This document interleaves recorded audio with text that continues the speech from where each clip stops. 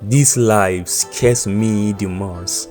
Your best friend turns to your worst enemy that kills you. This gentleman right here come to meet his friend with the good news that he has gotten an admission in Canada and he will be leaving so soon to study. The friend felicitated with him, but deep down he's warning. His phone rings.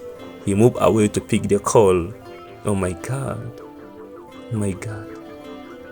This so-called friend put a poison in his drink. Oh my god. So minutes later, when he's done with his call, he come and pick his drink. Then he's take the drink. Oh my god. So minutes later, he gets unconscious. He gets unconscious and he gets on his knees.